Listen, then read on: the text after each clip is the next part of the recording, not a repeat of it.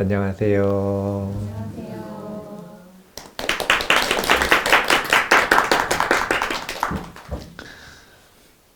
오늘은 2월 17일 설날입니다. 설날이기도 하고, 그리고 송덕사에서는 집중수행 기간을 가졌는데 집중수행, 회양날이기도 합니다. 오늘 설날이자 회양날, 어떤 법문을 할 거냐면 세상의 끝에 이르는 법 이라는 주제로 오늘 법문을 한번 해보도록 하겠습니다. 어떤 우편물에다 보내드렸나는 잘 모르겠는데 이제 26년 수행 주제로 무의의 길이라고 하는 이 공부 주제, 수행 주제를 보내드렸거든요. 다 외우셨죠? 한 구절씩 충분히 따라 하실 수 있을 거라고 생각을 합니다.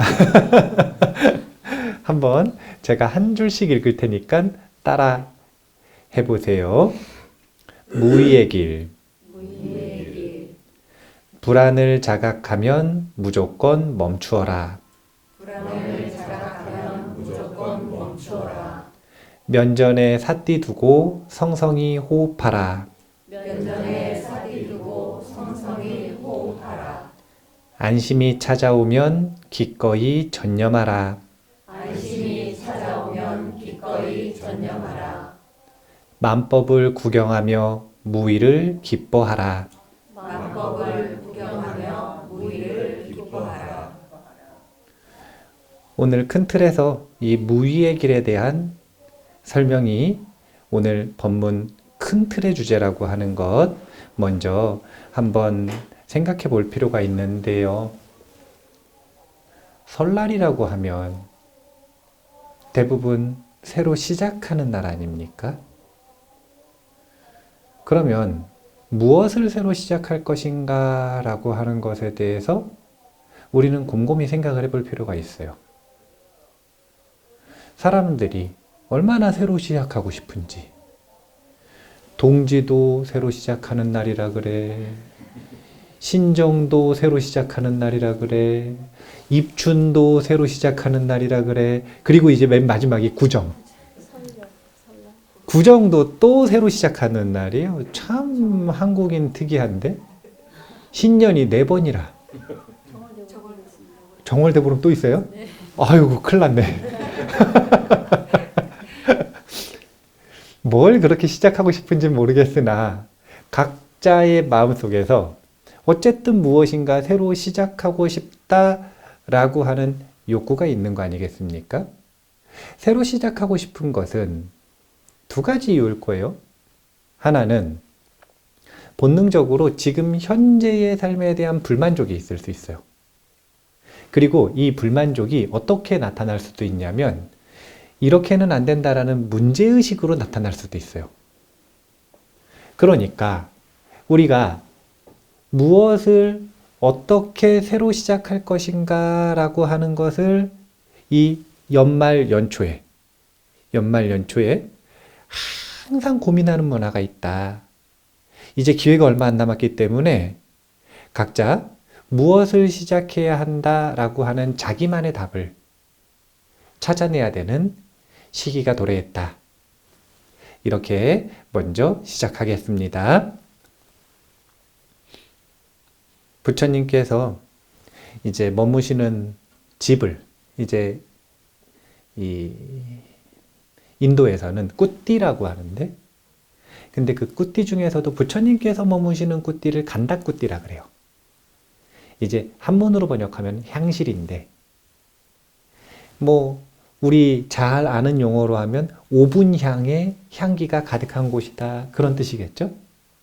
이 간다꾸띠에 툭하면 밤마다 이 밤인데 너무 밝아지는 거예요. 그러니까 부처님께서 방광을 하시는 경우도 있고 아니면 천신들이 찾아오는 경우들이 너무 많은 거예요. 어느 날 부처님 간다꾸띠에 한 천신이 찾아왔어요.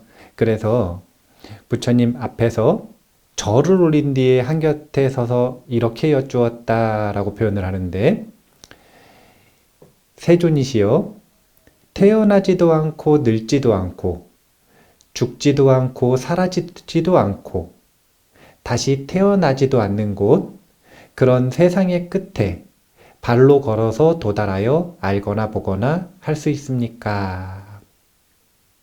그러니까 세상의 끝에 도달하면 그곳에서는 태어나지도 늙지도 죽지도 사라지지도 다시 태어나지도 않는 그런 이 세상 말고 다른 세상에 도달할 수 있습니까? 라고 질문거리를 가지고 온 거예요. 천신이 부처님한테 딱 찾아와가지고 이런 질문을 하는 것은, 천신은 새롭게 시작하고 싶은데 무엇을 시작하고 싶었던 것으로 볼 수 있냐면 세상의 끝에 도달하고 싶었죠. 그리고 세상의 끝에 도달해서 무엇을 하고 싶었냐면 불사의 문을 열고 싶었어요. 생사의 흐름에서 벗어나고 싶었어요. 그래서 제석천왕한테도 물어보고 범천왕한테도 물어보고, 천신들 중에서 지혜 있다는 천신들은 다 찾아가서, 위력 있다는 천신들은 다 찾아가서 물었는데 아무도 답변을 못하니까 어떻게 한 거냐면 밤중에 부처님을 찾아온 겁니다. 세상의 끝을 쭉 가면은 세상의 끝에 도달할 수 있을까요? 그럼 빛보다 빠르다고 쳐서, 빛보다 빠르게 달려서 세상의 끝에 도달하면 그곳에는 태어나고 죽는 흐름이 끝났을까요? 이런 질문을 천신이 와서 했다고 생각을 해보세요. 뭐라고 답변을 할지.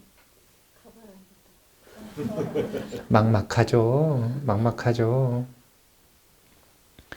이제 이 이야기는 로히따사라고 하는 천신에 대한 이야기거든요. 제가 한 1년에 한 번쯤 법문하는 소재예요. 그게 오늘인데, 제가 다른 이야기를 먼저 좀 해드릴게요. 통하는.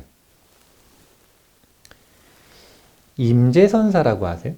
그 임재록이라고 하는 아주 유명한 어록을 남긴, 우리가 특강 한번 하기는 해야 돼요. 이 임재록도 너무너무 재밌거든요. 이 임재록을 읽어보면 요 선사들의 아주 독특한 논리가 없지 않아요. 그 속에 논리가 있는데 아주 독특한 무분별의 논리가 정말 재밌게 펼쳐지는 게 임재록인데, 이제 임재선사가 원래 깨달으시기 전에 학인 시절에 황벽선사를 찾아가가지고 공부를 한 적이 있대요. 근데 황벽선사한테 가가지고 뭘 질문을 했냐면, 이 세상에 가장 구경의 진리가 무엇입니까? 라고 질문을 한 거예요. 그러니까 황벽선사가 답변을 해주셨는데 어떻게 답변을 해주셨냐면 몽둥이로 20방을 때렸어요. 예. 그래가지고 한 10대쯤 맞을 때까지 버티다가 이제 도망가면서 10대 맞았겠죠? 너무 분한데. 본인의 스승이 분명히 황벽선사를 찾아가라 그랬거든요. 그러니까 너무 분하지만 또 가서 질문을 하겠다고. 두 번째 또 찾아갔어요. 이 세상에 구경의 진리는 무엇입니까? 이번에도 답변을 해주셨어요. 뭐라고 답변을 해주셨을까요? 몽둥이로 20방을 또 때렸어요. 머리끝까지 화가 났어. 하지만 스승이 소개서를 써준 거나 마찬가지니까 또 갔어요. 세 번째. 이 세상에 구경의 진리가 무엇입니까? 이번엔 뭐라고 답변을 하셨을까요?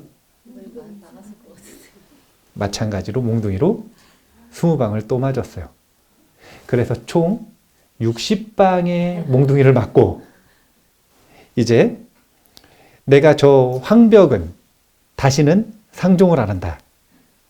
그런데 인연이 닿아가지고 대우선사라고 하는 스님하고 인연이 닿아서 황벽선사 사실은 약간 좀 흉을 보는 거죠. 엄청 큰 스승이라고 하더니 가니까 때리는 것밖에 안 하더라. 말 한마디 안 해주고. 그러니까 대우선사가 엄청 의아한 표정으로 아니 황벽이 그렇게 자비롭게 알려줬는데 그걸 몰랐단 말이냐 이러시는 거예요.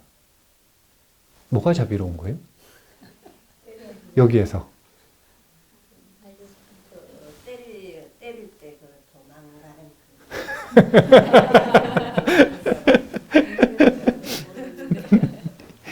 이제 이때 이후에 요 인연담을 임재선사가 본인들의 제자들에게 이야기를 해주시면서 항상 해주시는 법문이 뭐냐면 불, 향, 외, 구라는 법문이에요.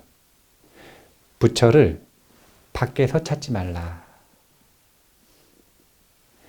학인 시절에 임재선사가 황벽선사한테 가서 물었잖아요. 뭘 물었냐면 구경의 진리가 무엇입니까?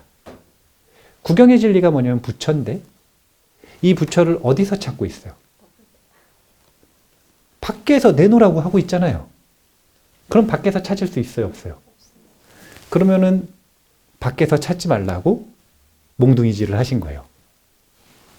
그래서 갔어. 답을 알아들은 줄 알았는데 답 찾아가지고 와서 이제 법거령을 할 줄 알았는데 또 와서 멍청한 놈이 구경의 진리를 어떻게 찾습니까? 또 때려야 돼. 2번 갔으면 됐지. 3번 또 와가지고 내 팔 아프게. 요즘 같으면은 이 경찰서 갈 각오로 때려야 되는데 그럼에도 불구하고 밖에서 부처를 찾지 말라고 그렇게 몽둥이질을 해주시는 모습을 보고 대우선사가 황벽이 너무 자비롭다. 근데 처음에는 임재선사가 그 말을 못 알아들었을 거예요. 곰곰이 생각을 하다가 깨친 것이 바로 이 진리. 불향외구라는 진리입니다. 부처를 밖에서 찾지 말라. 자, 그러면 아까 그 천신은 왜 세상 끝까지 가고 싶었을까? 이것을 한번 생각을 해볼 필요가 있는데 부처님께서 아까 그 질문을 받고 나서 이렇게 답변을 하셨어요. 도반이여, 태어나지도 않고 늙지도 않고 죽지도 않고 사라지지도 않고 다시 태어나지도 않는 곳, 그 세상의 끝을 발로 걸어서 알거나 보거나 도달할 수는 없다고 나는 선언한다. 그런데 세상의 끝에 도달할 수 없다는 거잖아요. 세상의 끝에 도달할 수 없다라는 말을 듣자마자 로히따사는 감탄을 했어요. 왜냐면 지금까지 단 한 명의 천신도 그렇게 답변을 해준 사람이 없어요. 그렇게라는 게 뭐냐면 이렇게 명료하게. 일단 여기까지만 해도 지금 만족인데 로히따사가 왜 도대체 이런 질문을 했냐면 로히따사가 천신으로 태어나기 전에 원래는 수행자, 선인이라고 하는데 이제 신선도 같은 것들을 닦았거나 아니면 신통을 닦았거나 이런 존재들을 히말라야의 선인이라 그러거든요. 근데 이 로히따사라고 하는 수행자였는데 아주 강력한 신통을 가지고 있었대요. 그래서 허공을 날릴 수 있고 이제 비유를 뭐라고 하냐면 속도가 얼마나 빠른지 숙련된 사수가 가벼운 화살로 야자나무 그림자를 가로지는 것보다 더 빨랐으며 저의 보폭이 얼마나 넓었냐면 동쪽 바다에서 서쪽 바다까지를 한 걸음으로 옮길 수 있었대요. 이런 신통을 딱 얻고 나니까 자, 생각해 보세요. 히말라야의 선인이 왜 수행을 해서 이런 신통을 얻었을까요?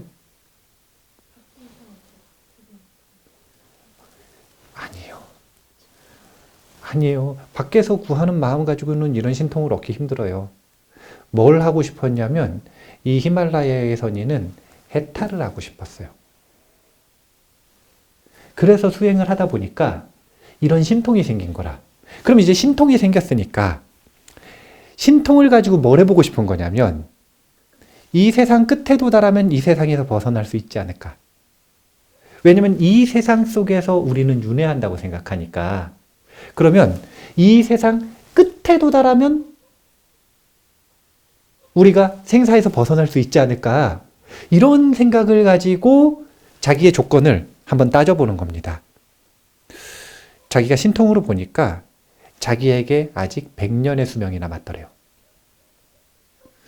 100년이면 하루 24시간 중에 먹고 마시고 잠자고 대소변을 보고 잠깐 피로를 푸는 시간을 제외하고 계속 달리면, 그러면은 세상의 끝에 진짜 도달할 수 있지 않을까? 이런 생각을 가지고 그때부터 100년간 계속 달린 거예요. 세상의 끝에 도달했을까요? 못 도달했을까요? 네, 이제 못 도달했어요. 이제 근데 T들은 그렇게 생각할 수 있어요. 지구가 둥그니까 한 바퀴 돌아서 세상에 못 도달하는 거 아니지? 이렇게 생각할 수 있는데, 지금 여기서 한 걸음에 동쪽 바다에서 서쪽 바다까지 옮긴다라고 하는 건 사실은 이 범위가 이 지구라고 하는 단위의 달리기를 하는 게 아니잖아요. 이 우주에서 이 우주까지 달리는 그런 노력들을 하고 있는 건데, 그런데 그럼에도 불구하고 100년 동안 수명이 다할 때까지 달렸지만 그 끝을 보지 못했다. 그리고서 죽음을 맞이한 거예요. 그런데 이런 모습들이 어리석어 보이나요? 아니면 진지해 보이나요? 진지해 보이죠? 이 사람은 어리석게 달리기 마라톤 한 거예요? 아니면 수행한 거예요? 수행한 거죠. 수많은 수행자들이 한 생에 깨닫는 거 아니잖아요? 한 생에 깨닫는 게 아니에요. 수없는 생을 이런 방식으로 낭비합니다. 낭비한다라고 하는 건 무슨 의미냐면 올바른 길에서 벗어난 다른 길에서 시간을 낭비한다는 의미예요. 근데 그럼에도 불구하고 그 사람은 그 길이 진짜라고 믿으니까 가잖아요. 그럼 진지하게 수행을 하고 있는 거예요.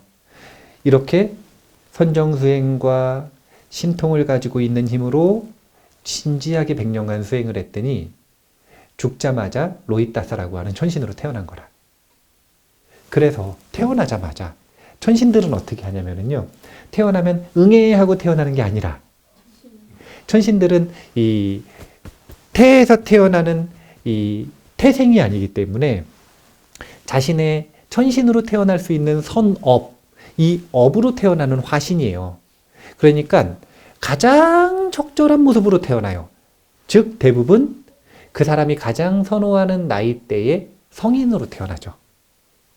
아름다운 성인으로 딱 태어나면 천신들은 이제 아기들은 태어나자마자 뭘 찾아요? 엄마를 찾죠. 마찬가지예요. 천신들도 엄마를 찾아. 엄마가 뭐예요? 네, 맞아요. 어떤 업으로 내가 여기에 태어났나? 라고 하는 것을 되돌아보는 그런 본성이 있는 거예요. 그러니까 로히따사 천신이, 내가 로히따사로서 100년간 달리다가 죽었다가 눈을 떴는데 여기네? 그 공덕으로 여기 태어났네? 그럼 자신은 이제 뭘 해야 돼요? 계속 달리는 걸로는 안 됐잖아요. 그러니까 답을 찾아야겠어요. 이제 세상의 끝을 봐야겠어요. 그래서 그때부터 천신들을 다 쫓아다니면서 묻는 겁니다. 그런데 천신들이 아무도 답변을 못했어. 그 위대하다는 제석천왕도 답변을 못하고 범천왕도 답변을 못했어요. 그런데 세상을 보니까 부처님이 계시는 거라. 그래서 내려갔던 거예요. 여기까지 이해가 되세요? 네. 좋아요. 그래서 이런 이야기를 쭉 하면서 부처님한테 이렇게 찬탄을 하는 겁니다. 세존이시여, 참으로 경이롭습니다. 세존께서 발로 걸어서는 세상의 끝에 도달할 수 없다고 말씀하신 것은 참으로 놀라운 통찰이십니다. 참으로 놀라운 통찰이십니다. 그러니까 이번에는 또 부처님께서 묘한 말씀을 하십니다. 두 번째 답변. 도반이요. 그러나 나는 세상의 끝에 도달하지 않고서는 괴로움의 끝에 도달할 수 있다고 말하지도 않는다. 도반이요. 나는 인식과 마음을 가진 이 한길 남짓한 육신 안에서 세상과 세상의 일어남, 세상의 소멸, 그리고 세상의 소멸로 인도하는 길을 선언하노라. 분명히 부처님 뭐라 그러셨냐면 세상의 끝에 도달할 수 있다 그랬나요? 없다 그랬나요? 없다고 하셨잖아요. 없다고 하셨잖아요. 바다에서 바다를 이렇게 건너는 건 달리기가 빠른 게 아니에요. 이게 달리기가 빠른 것과 요 세계의 개념을 변화시키는 요런 것들이 이제 신통인데 이 신통은 완전히 다른 거거든요.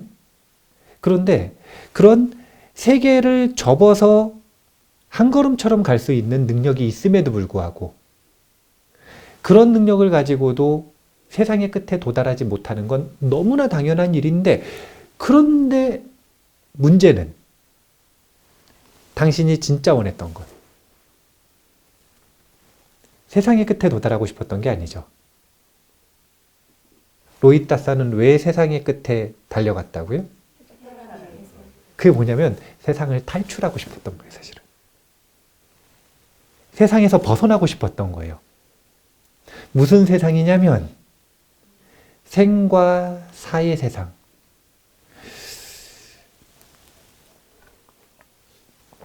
그런 농담이 있던데요. 거사님들이 나는 자연인이다를 너무 좋아한대요. 그 TV를 너무너무 좋아한대요. 그 방송을. 그럼 그 방송은 왜 좋으냐면 자연으로 탈출하고 싶어서. 그런데 그렇게 탈출하는 것 가지고는 진짜 탈출이 된다는 거예요? 안 된다는 거예요? 안 된다는 거예요. 오지를 찾아가는데 태백산 오지를 찾아가시든 지리산 오지를 찾아가시든 거기 가봐야 진정으로 세상의 끝에 도달하지 못한다면 괴로움의 끝에 도달할 수 없다라고 말씀을 하시는 거예요. 그리고서 길을 얘기하셨죠. 멀리 가지 말고 한 길 남짓한 이 육신. 이 육신이 한 길 남짓밖에 안 된대요. 짧잖아요. 짧으신 분들은 엄청 짧으시고 길어도 뭐 2m 좀 넘는 건데 이 한 길 남짓한 육신 안에서 세상의 끝에 도달해야 된대요. 그리고 그 길을 뭐라고 표현을 하셨냐면 세상과 세상의 일어남, 세상의 소멸, 그리고 세상의 소멸로 인도하는 길. 사성제의 길을 말씀하신 거예요. 우리가 세상이라고 말을 하면 두 가지 세상이 있어요. 부처님께서는 경전 속에서 세상이라고 말할 때 항상 두 가지 세상을 함께 말씀하시거나 둘 중에 하나를 말씀하신다고 생각하시면 돼요. 이 두 가지 세상이 뭐냐면 하나는 기세간, 그릇 기자를 써요. 이게 우리가 생각하는 세상. 중생을 담을 수 있는 그릇과 같은 이 우주, 자연, 이런 공간을, 시간을, 이 시공간을 기세간이라고 하는 거예요. 그러면 또 다른 세상이 뭐가 있냐면 중생세간이라는 게 있어요. 그 그릇 안에서 살아가는 한 명 한 명의 내면이 또 하나씩의 세상이에요. 중생세간. 기세간과 중생세간이 있는데 기세간의 끝에는 도달할 수도 없고 원하는 것을 찾을 수 없다. 이게 부처님의 답변이고 그러면 이제 밖을 향해서 달리는 건 그만두고 어떻게 하라고 얘기하시는 거냐면 중생세간 안으로 들어가서 그 세상의 소멸에 이르는 고귀한 길, 팔정도의 길로 나아갈 때 세상의 고통은 소멸된다. 이렇게 말씀하신 겁니다. 그래서 경전을 읽으실 때 항상 구분을 잘 하셔야 돼요. 지금 부처님께서 말씀하시는 이 세간, 세상이라는 단어가 중생세간을 말하는 것인가?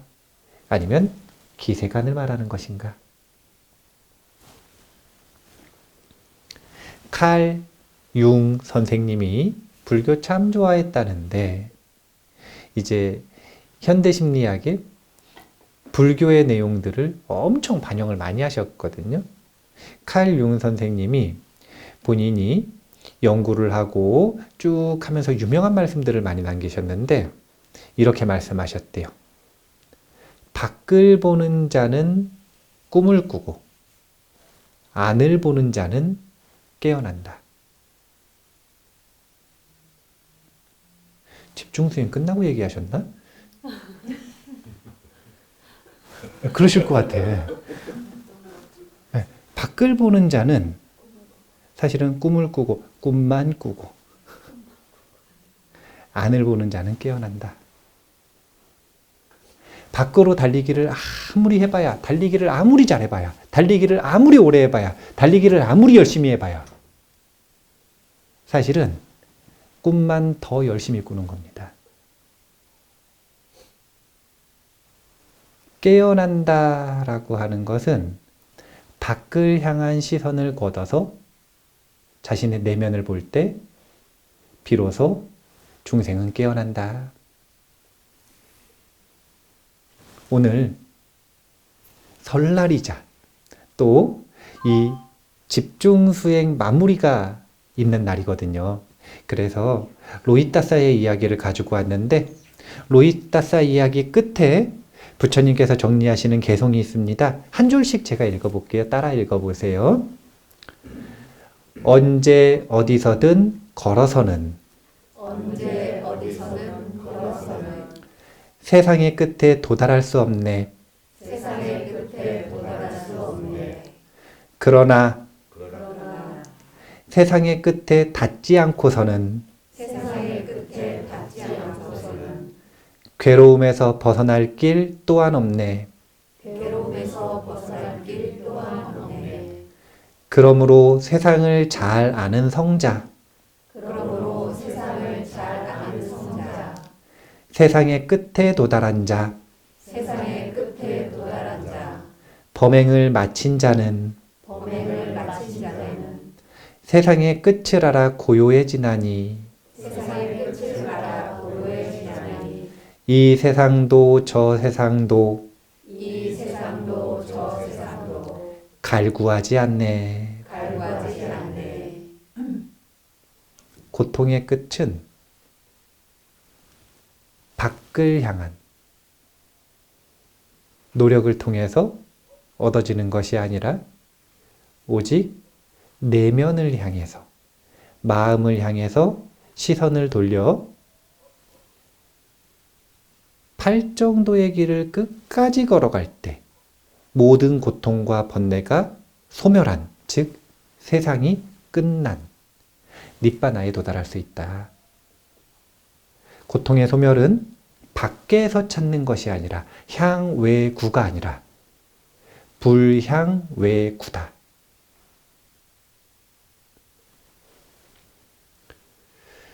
자, 그래서 26년에는 무의의 길이라고 하는 수행 주제를 드린 겁니다. 다시 한번 더 읽어볼게요. 불안을 자각하면 무조건 멈추어라. 불안을 자각하면 무조건 멈추어라. 면전에 삿띠 두고 성성히 호흡하라. 면전에 삿띠 두고 성성히 호흡하라.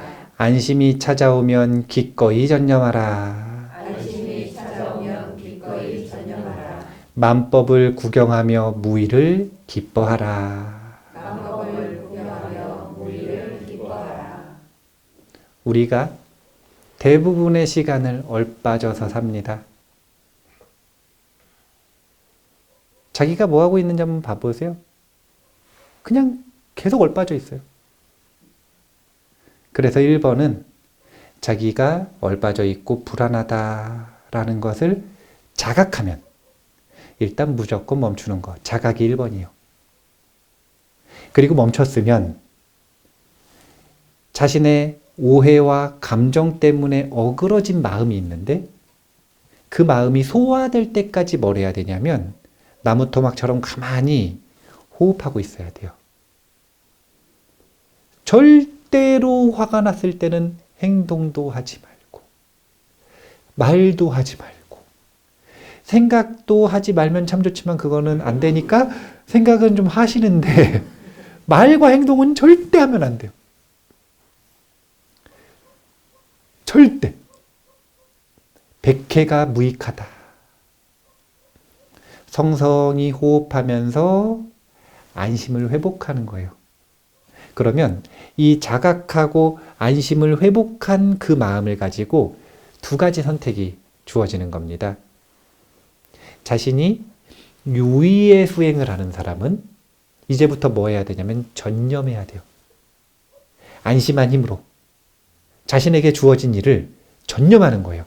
공부하는 거면 공부하는데, 운동하는 거면 운동하는데, 음식하는 거면 음식하는데, 사람과 만났을 때는 스마트폰 좀 그만하고, 사람 눈을 보고, 사람의 대화를 듣고, 전념을 해야 될 거 아니에요.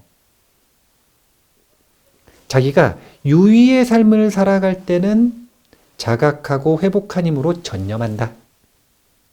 자신은 이제 유의의 삶을 그만두고 무의의 삶을 살아가는 사람은 이제 전념하는 것이 아니라 그냥 내비두고 구경한다. 전제는 그럼에도 불구하고 자각하고 회복하는 거예요. 우리가 이렇게 법문 듣고도 자비롭게 옆에서 방망이질 해주시는 황벽선사가 없기 때문에 법당문 나가서 차문 연 다음에 집에 도착해서 방문 열고 들어가면 그때부터 또 밖을 향해 이것저것 구해가기 시작합니다. 그때마다 황벽선사가 머리를 팍 때려야 되는데 그럼 정신이 번쩍 들 거 아니에요. 밖을 볼 때마다 분명히 그럴 것이기 때문에 자신이 밖을 향해 달리고 있는 모습을 볼 때마다, 그래서 얼빠질 때마다 자각하고 성성히 호흡하는 이 무의의 길이라고 하는 수행 원칙을 26년 한 해 동안 자신의 태도로 훈련을 하셨으면 좋겠다. 그런 생각입니다. 오늘 설날이라고 하는 날이 어떤 날인지 재정의가 됐는데요. 세상을 향해 달리기를 멈추고 마음을 향해 나아가는 첫날이다. 그런 마음가짐으로 오늘 설날부터 세상을 향해 달리기만 하지 마시고 내면을 향해 달리는 그런 수행의 축적이 이루어지는 한 해가 되시기 바라겠습니다. 자, 오늘 이만 마치도록 하겠습니다. 감사합니다. 새해 복 많이 받으세요.